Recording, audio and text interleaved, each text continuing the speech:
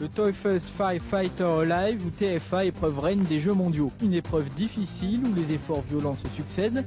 Une tradition déjà ancienne pour les pompiers anglo-saxons mais que la France commence seulement à découvrir.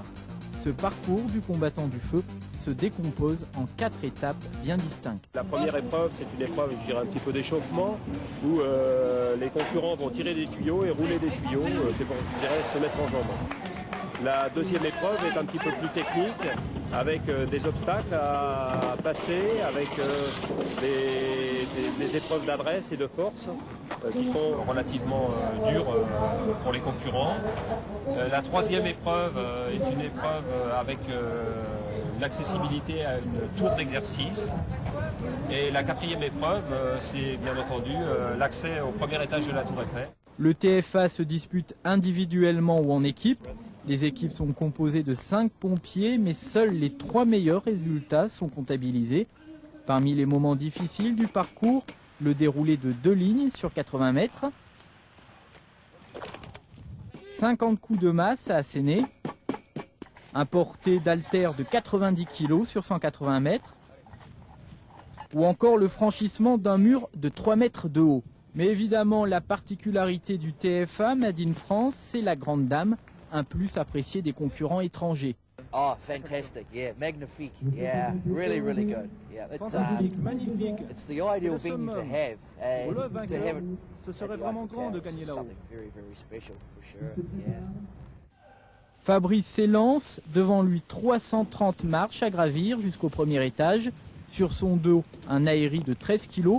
Mais être pompier, c'est être volontaire. Volontaire, Fabrice le sera, 3 minutes 50 secondes durant pour franchir les 24 paliers. Je suis content de finir, franchement. Je suis content de vous revoir. C'est super, mais chapeau au premier. Celui qui finira premier. Que ce soit français ou étranger, chapeau. Et puis surtout le dernier, parce que s'il est dernier, c'est lui qui en a pu chier.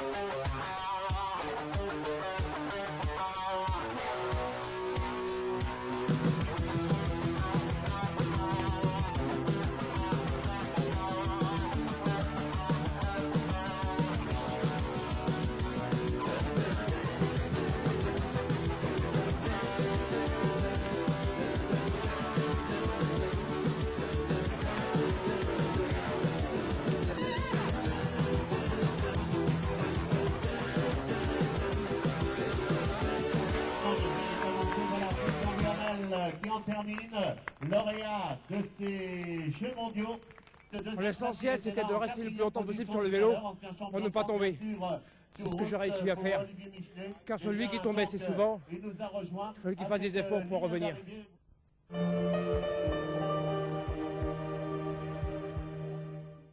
Hango, Hango, allez!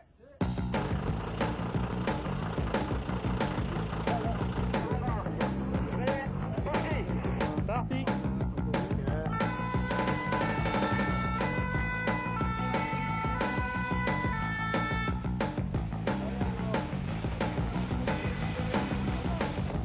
En intervenant sur les accidents de la route, les sapeurs-pompiers sont fréquemment confrontés à des situations complexes.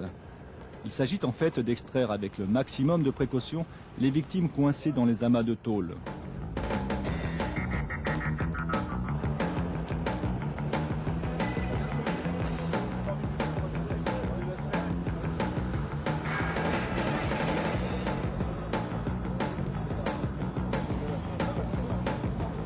Dans cette compétition de désincarcération, inscrite comme épreuve professionnelle aux Jeux mondiaux des sapeurs-pompiers, une équipe est en manœuvre, la Corée.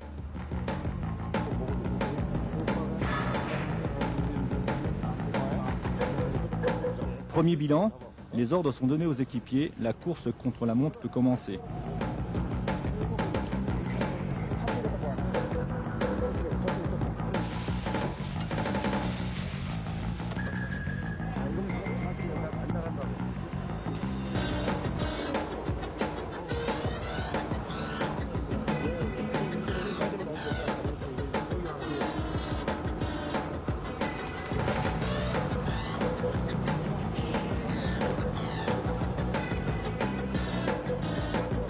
Les juges, tous spécialistes de la discipline, sont attentifs à chaque geste. Ils sont aussi là pour constater les différentes techniques des secouristes. Dans leur philosophie à eux, ils préfèrent conditionner d'abord la victime avant la technique de désincarcération. C'est ce qu'ils nous ont précisé dans le premier message, le premier bilan qu'ils nous ont transmis. C'est vrai qu'on se tient à leur disposition pour leur expliquer la façon dont nous pratiquerions, surtout éventuellement au niveau de la notation qu'on va faire. C'est vrai que c'est des choses qui nous paraissent délétères, mais effectivement on va leur dire et ils nous demanderont pourquoi et là on se permettra peut-être effectivement de leur dire qu'est-ce qu'il aurait peut-être mieux valu faire.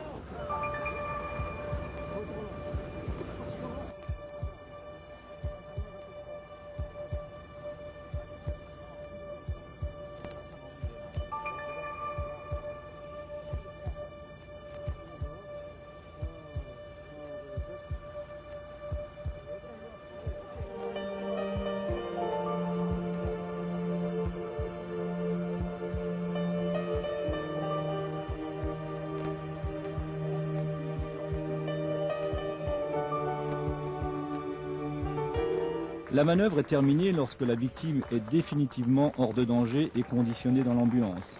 Le chef de groupe peut alors féliciter ses troupes.